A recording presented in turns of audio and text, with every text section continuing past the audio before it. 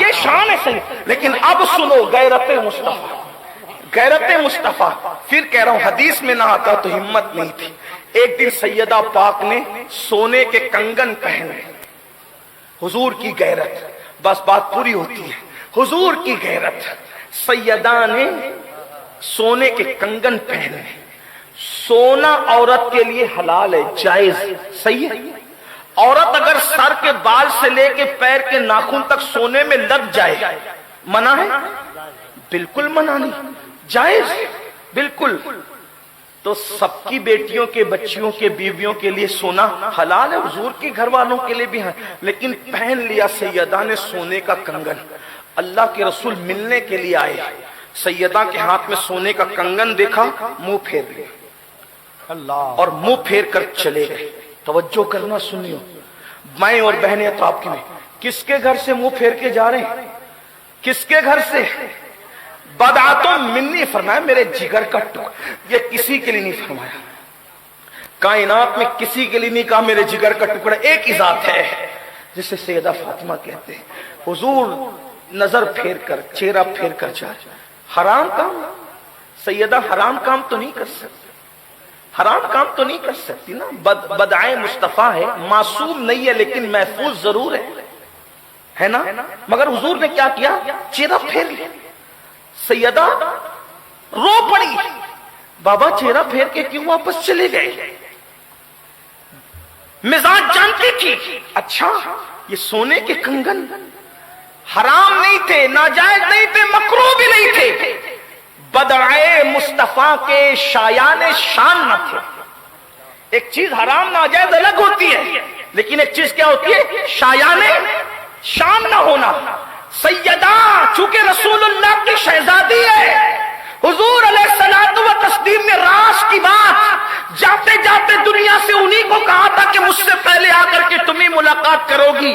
اس شہزادی جس کے لیے کھڑے ہوتے تھے، آج انہوں نے سونے کے کنگن پہنا ہے، شایان شان نہیں تھے، بس چہرہ پھیر لیا اور چہرہ پھیر کر کے حضور واپس ہو گئے۔ سیدہ نے فوراً سونے کے کنگن، جس سے میرے بابا ناراض ہو جائے، سونے کے کنگن اتار کر حضرت بلال کو دیا، جاؤ بیچ کر کے اس کو مدینے کے غریبوں میں بانٹ دو۔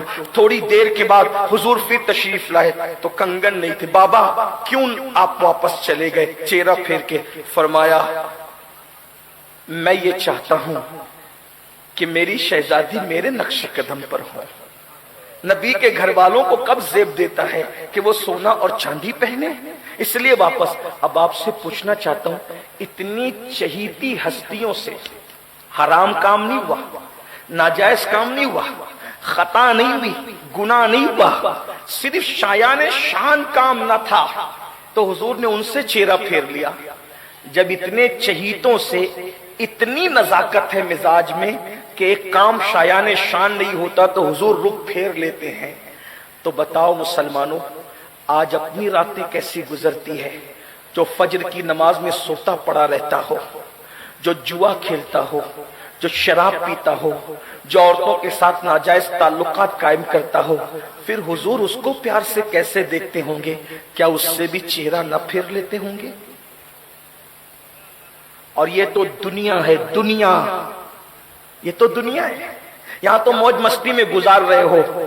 جب قبر میں جاؤ گے، قبر میں جاؤ گے میرے بھائی، اور جب قبر میں جاؤ گے اور اکیلے دفنا دیے جاؤ گے، کتنی بے بسی اور بے کسی ہوتی ہے نا۔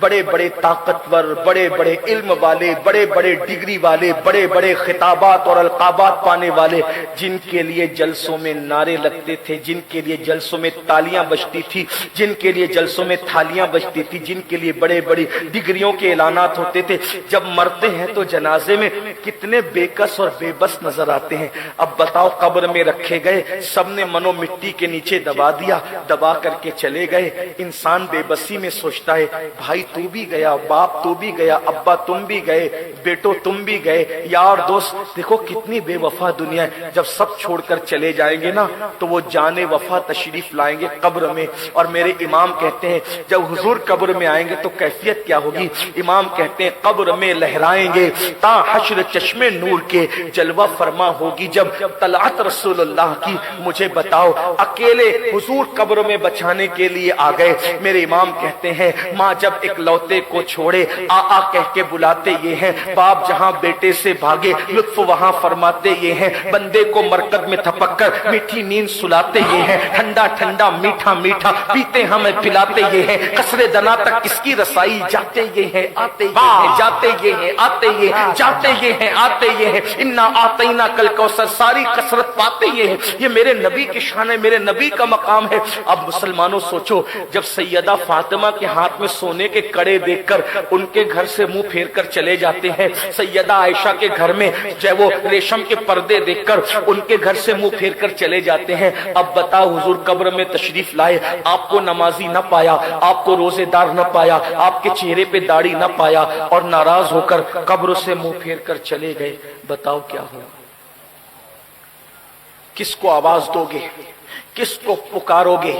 یہاں جو دھتنگ آپ کی چل رہی ہے وہاں کوئی دھتنگ چلے گی؟ نہ وہاں کسی کی دادا گیری چلے گی، نہ کسی کی بابا گیری چلے گی، وہاں تو قبر میں بے بسی ہی بے بسی ہوگی۔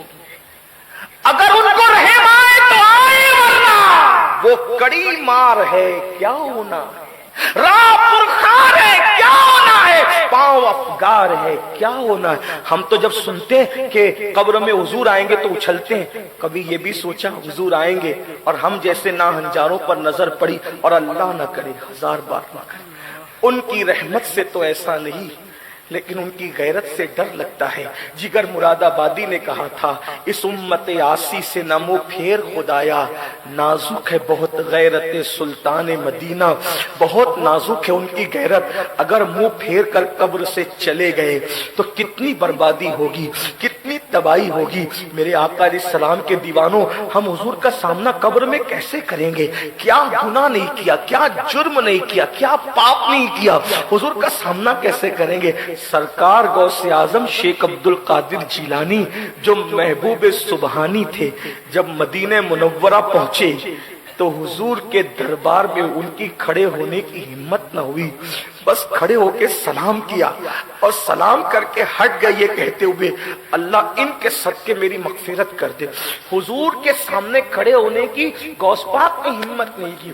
پتہ نہیں کہاں تک یہ بات درست ہے۔ ہمارے ایک بہت بڑے عالم دین نے ہمارے دادا مرشد حضور مفتی اعظم کے بارے میں مجھے بتایا کہ جب مفتی اعظم سے کسی نے کہا کہ سرکار کی سنہری جالیاں کتنی خوبصورت ہے نا، تو مفتی اعظم نے کہا ہم نے بھی سنا ہے کہ بہت خوبصورت اور نورانی جالیاں ہیں۔ تو کسی نے کہا حضور آپ تو دو مرتبہ مدینہ شریف گئے اور آپ کہتے ہیں کہ ہم نے بھی سنا ہے اور آپ مہینوں مہینوں مدینہ منورہ رہے۔ تو مفتی اعظم نے فرمایا سنہری جالیوں کے سامنے میری جانے کی ہمت نہیں ہوتی تھی کہ حضور کو کیا منہ دکھاؤں گا۔ اپنے وقت کا قطب مفتی اعظم عالم اسلام وہاں منہ دکھانے کی ہمت نہیں کر رہے، غوث پاک وہاں کھڑے ہونے کی ہمت نہیں کر رہے، یہ ادب ہے۔ ڈاکٹر اقبال سے کسی نے کہا تھا اقبال تم جرمنی تک جاتے ہو، برطانیہ تک جاتے ہو، مدینے کیوں نہیں جاتے؟ تو اقبال نے کہا جا سکتا ہوں، جانے کا شوق بھی ہے لیکن ہمت نہیں پاتا، کیونکہ حضور کو جا کے منہ کیا دکھاؤں گا۔ پیر نصیر الدین نصیر نے کہا تھا شرم اسیاں سے نہیں سامنے جایا جاتا، شرم اسیاں سے نہیں سامنے جایا جاتا، یہ بھی کیا کم ہے تیرے شہر میں آئے ہوئے ہیں۔ اب بتاؤ جب اتنے بڑوں سے منہ پھیرا جا سکتا ہے تو کیا کہیں ایسا تو نہیں کہ حضور نے ہم سے منہ پھیر لیا ہے؟ اور جس سے حضور منہ پھیر لے اللہ کی رحمت اس سے منہ پھیر لیتی، اور حضور علیہ السلام جس کی طرف رخ کر لے وہ پاپی نہیں رہ جاتا، وہ گنہگار نہیں رہ جاتا۔ اب فیصلہ آپ نے کرنا ہے کہ حضور کی نظر کرم کے مستحق بننا چاہتے ہو یا حضور علیہ السلام منہ پھیر لے، کس پہ راضی ہو؟ آپ کی مرضی ہے۔ اگر یہ چاہتے ہو کہ حضور منہ پھیر لے، فجر میں سوتے رہیے، ہم کچھ نہیں کہیں گے، تاش کے پتے کھیلتے رہیے، ہم کچھ نہیں کہیں گے، کانوں میں ایئر فون لگا کے گانے سنتے رہیے، کچھ نہیں کہیں گے، جو مرضی کر لو۔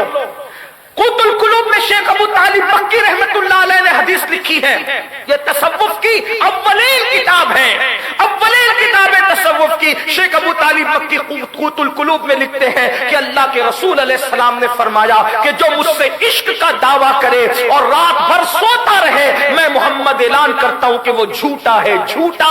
यानी कि जो आशिक होगा वो कभी रात भर सो नहीं सकता, वो या तो इबादत करेगा, या तो वो दुरूद पढ़ेगा, या तो वो कुरान की तिलावत करेगा, या तो हुजूर के लिए रोएगा, या तो हुजूर के लिए आंसू बहाएगा। अब मुझे बताओ, आका खुद फरमा रहे जो इश्क रसूल का दावा करे, पूरी रात सोए, वो झूठा है। फजर की नमाज रात को नहीं होती, उलमा से पूछो सुबह को होती है। जो रात को सोए, रात में इबादत न करे, हुजूर फरमाए वो इश्क रसूल के दावे में झूठा है। जो सुबह को फजर में भी ना उठे, उससे बड़ा झूठा कौन होगा? आप कहते हैं मौलाना तलवारें चल रही है, हम बर्बाद हो रहे हैं। हम कहते हैं हुजूर जिसको झूठा कह दे, मैं नहीं, मेरी औकात क्या, मैं तो तुम सब में ज्यादा गिरा बड़ा हूं, लेकिन आपसे पूछता हूं हुजूर जिसको झूठा कह दे, फजर में क्यों नहीं उठते? नींद नहीं खुलती, ट्रेन पकड़ने के लिए नींद खुलती है, फ्लाइट पकड़ने के लिए नींद खुलती है, 6000 और 8000 की नौकरी पे जाने के लिए नींद खुलती है, और हुजूर की आंखों की ठंडक के लिए नींद नहीं खुलती। बल्कि बड़ी माजरत के साथ मेरे अजीज, 3 बजे तक जलसे में जग सकते हैं, मगर फजर की नमाज में 10 बजे उठ नहीं सकते। जिस कौम को हुजूर झूठा कह के उससे मुंह फेर ले, वो कौम कैसे तरक्की करेगी? इस तरह के एक नहीं 1000 जलसे कर लो, कामयाबी नहीं मिल सकती। अगर कामयाबी चाहते हो तो हुजूर की नजर चाहिए। अरे इंसान तो इंसान है, अगर हुजूर पहाड़ पे प्यार की नजर डाल दे तो वो पहाड़ भी जन्नती हो जाता है। ये नहीं फरमाया कि ओहद मुझसे मोहब्बत करता है, मैं ओहद से मोहब्बत करता हूं, ये जन्नत में जाए। पत्थर को जन्नती बना दे प्यार की नजर डालकर, सुतून हन्नाना को, एक दरख्त के सूखे तने को जन्नती बना दे एक नजर। उनकी नजर की बात है, लेकिन याद रखना जिस पे नजर पड़ती है, जिस पे नजर पड़ती है, फिर वो मुजरिम नहीं रह जाता। मेरे पास हजारों दलीलें हैं, एक दलील ये भी दे दूं, कुतुबुल अक़ताब सरकार कुतुबुद्दीन बख्तियार काकी कहते हैं, अक्सर गरीब नवाज आंख बंद करके बैठे रहते थे, कभी कभी आंख खोलते थे, और आंख खोलकर जिसको देख लेते थे उसको वली बना देते थे। जब गरीब नवाज नजर डालकर वली बनाते हैं तो रसूलुल्लाह की नजर पड़ जाए तो आदमी क्या बन सकता है? हम नमाजी क्यों नहीं बन पा रहे हैं? निगाहे रसूल से महरूम तो नहीं, सूद के धंधे क्यों कर रहे हैं? ये आप पर आप जाने। अल्लाह करे मुझ पे भी नजर पड़ जाए और आप पर भी नजर पड़ जाए, हमारे हाल की इस्लाह हो जाए। बातें बहुत कहने को याद आती है, लेकिन अगर मैं गुफ्तगू तवील करता हूं तो एक साहब बाकी हैं।